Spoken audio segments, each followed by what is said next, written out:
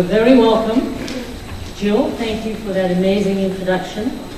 After you introduce me, I'm always afraid to actually follow the person you introduced. It's wonderful to see some old faces and some new faces who will hopefully become new friends. So welcome to the summit. As you know, our theme today is Blazing the Trail, Igniting Your Leadership Talents. Now, I must just tell you, coming up with a theme every year is a challenge. And we usually do this in the October before the following June. Last October, the program committee and I decided that the place where we should discuss the weighty matter of this theme was the bar at the Radisson. So after much back and forth, inspired by the Holy Spirit, we came up with this theme. And everyone was delighted and enthralled and invigorated. And then, after clinking of glasses, came the next question: who would be the keynote speaker? Now, of course, that is always a big challenge. And invariably, famous names get thrown out. Ellen DeGeneres. Well, I'm for Ellen DeGeneres, but because of her fee, you would each have to pay about $1,000. And I wasn't going to risk that one. So another favorite was Tina Fey. But Tina Fey's up there too, so you would probably have to pay $600. So anyhow, we decided, we threw around names and clinked more glasses and then decided to abandon our discussion. Now, I must tell you a story. Some of you might know that I come from South Africa, the most beautiful country in the world. And when I was at school, as a young girl, I would have to wait in the afternoon to get a ride home. So I was one of those people that hung around school, because my parents were both working, and they were working far away from where the school was.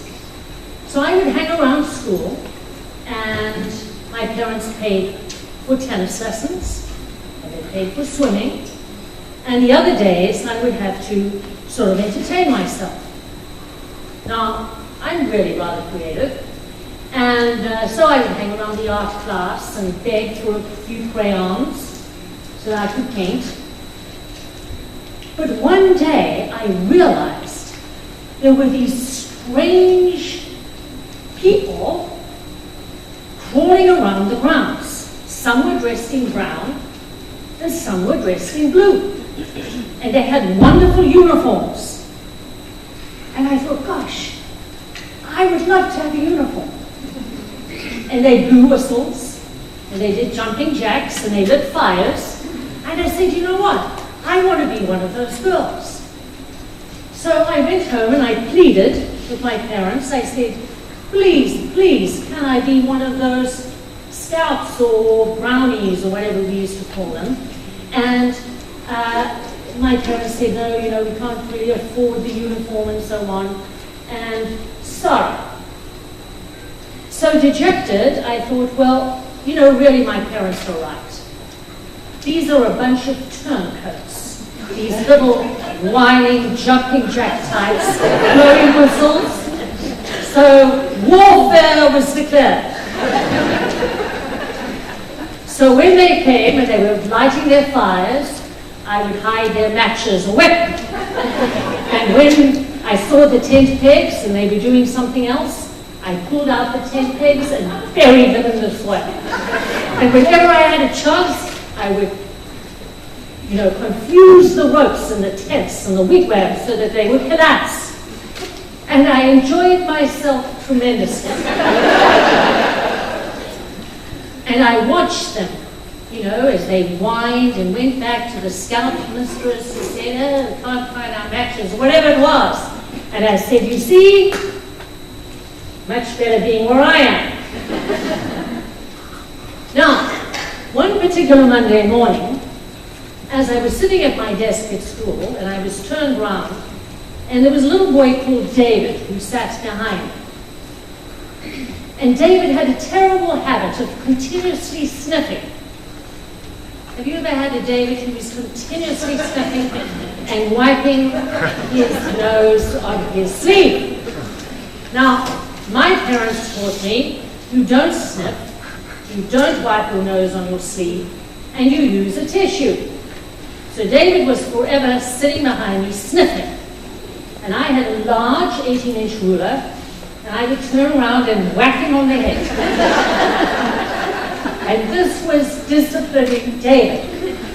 Now, I always say, leadership starts at a young age. And I wonder how many of you had the experience of disciplining David at 8. So he would sniff, and he'd get a whack, and he'd sniff some more, and he'd get another whack. And I was having a great time whacking David. And the teacher had snuck out of the room for a cigarette. And all of a sudden, over the loudspeaker, came the principal's voice. Will Annabel Birrell please come down to the principal's office? And I thought, oh heck, can't he see I'm busy? What does he want from me this time? So I went down to the principal's office. And of course, what made this a little bit more difficult this time is that my mother was there. And my mother always traveled everywhere with a large golf umbrella. And this large golf umbrella was used for a variety of matters. Some to support me when I was, swimming or doing whatever. But at other times, it could be rather a weapon of mass destruction. However, I was forced by my mother and the principal to crawl around the grounds and dig amongst the worms and re-dig up the pegs and the whistles and all the things that I'd hidden the last Friday. So I cannot believe that today, our keynote speaker is one of those nasty little whiners. I'm glad she's not here. Please do not give me away. So back to our theme, blazing the trail.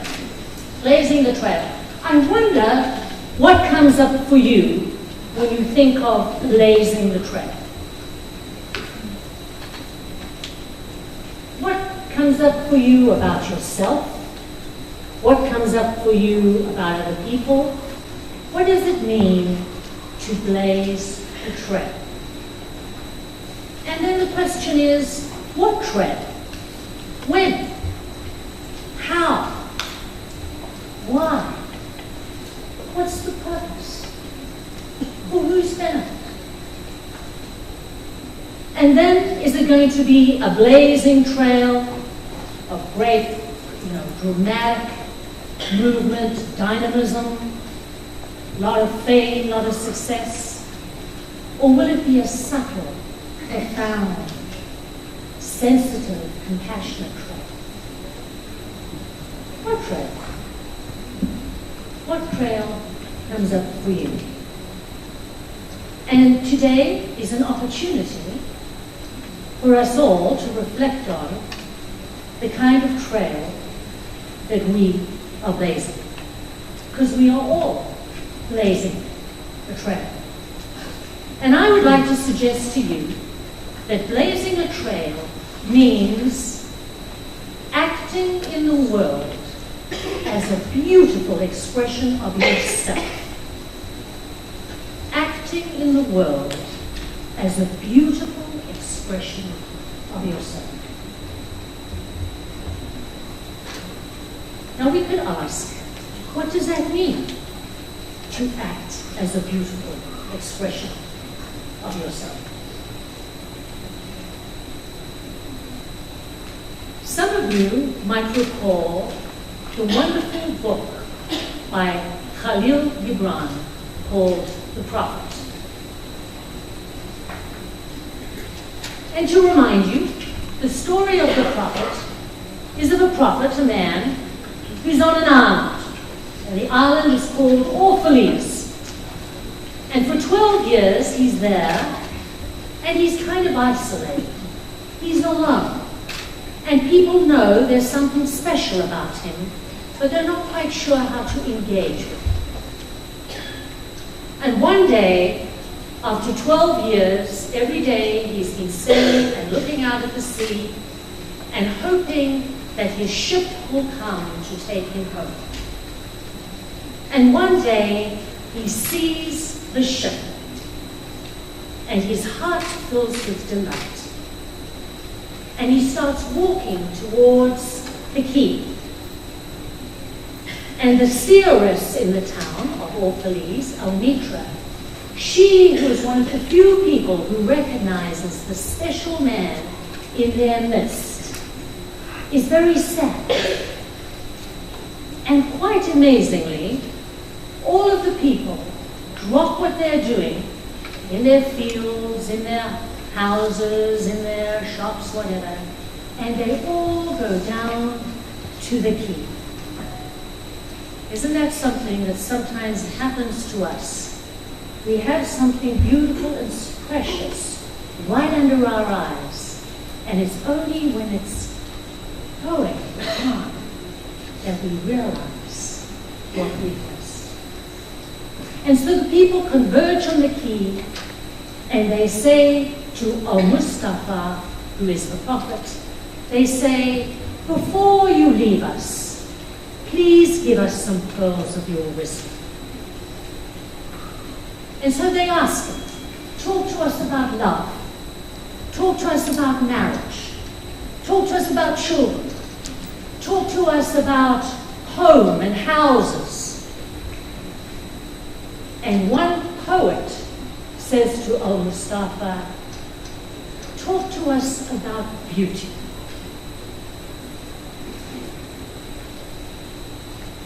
And Al-Mustafa says, well, people have very different conceptions of beauty.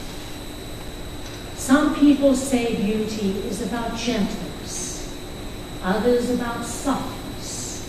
Some people say beauty is the sunrise. Some people say it's the sunset. Some people say beauty is dynamic performance. Other people say beauty is about gentleness, quietness. But he says, beauty is not an unmet need. Beauty is an ecstasy. Beauty is a heart inflamed and a soul enchanted. And he goes on to say, people of Orphalese, beauty is life when life unveils her holy face. And you are life. And you are the veil. And beauty is eternity gazing at itself in the mirror. But you are eternity. And you are the mirror. So if we think about that, acting in the world is a beautiful expression of ourselves. What is beauty? Beauty is an ecstasy, a rapturous delight. Beauty is a heart inflamed, a heart full of purpose and meaning and passion. Beauty is a soul enchanted. Beauty is about being moved and having desire. Beauty is life when life unveils her holy face.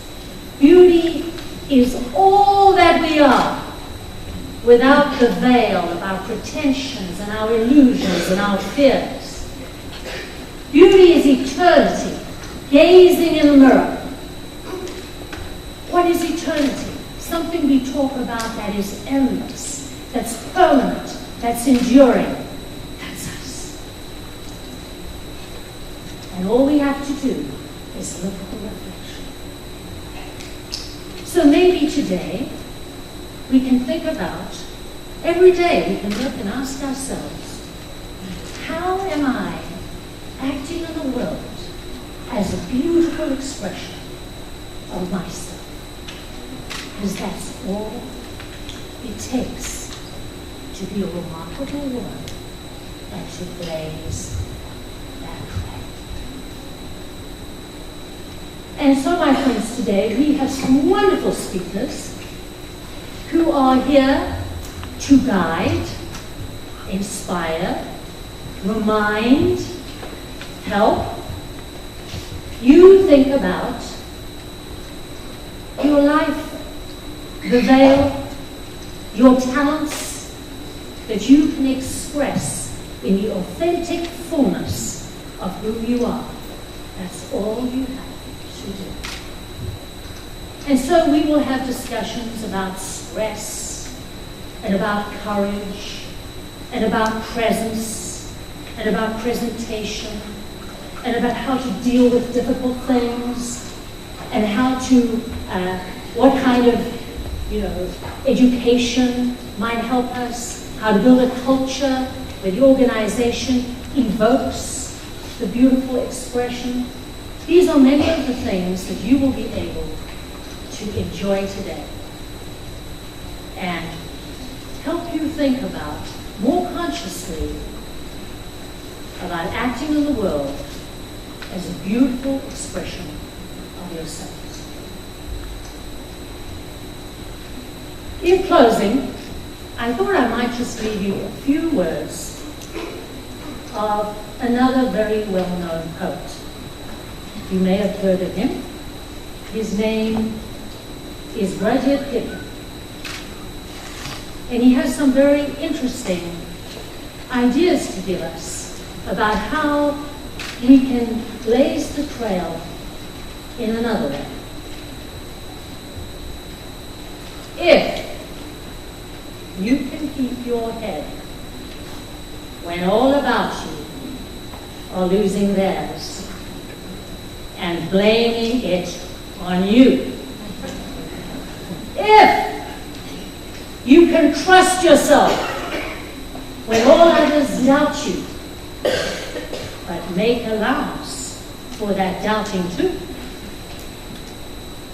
If you can wait and not grow tired of waiting or being lied about, don't deal in lies, or being hated, don't give way to hating. Yet, don't look too good or act too wise. If you can dream and not make dreams your master, if you can think but not make thoughts your aim,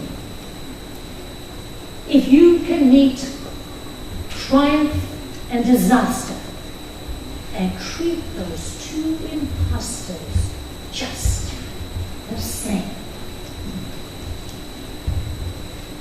if you can bear to hear the truth you have spoken, twisted by names to make a trap for fools, or watch and see the things you gave your life to broken, and stoop and build them up with worn out truths. If you can make one heap of all your winnings and risk it at one pitch of turn and toss and lose and start again at your beginnings and never breathe a word about your loss. If you can force your heart and nerve and sinew to serve you long after they've gone, And so hold on when that's all that's in you, is the will that says, hold on.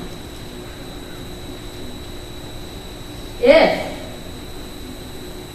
you can talk with crowds and keep your virtue, and walk with queens, nor lose the common touch, if neither foe nor loving friend can hurt you, if all people count with you, none too much. If you can fill the unforgiving minute with 60 seconds worth of distance run to the edge, yours is the earth and everything that's in it. And which is more, you will be a remarkable life. Go, ladies.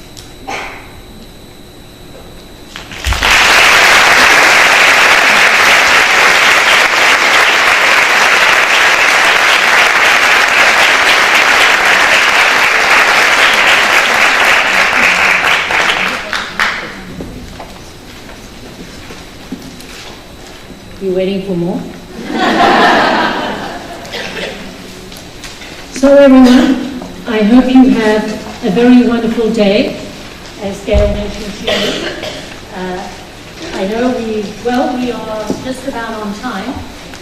This is your guide for today, and there were many volunteers that will be here to help you. So I will see you again.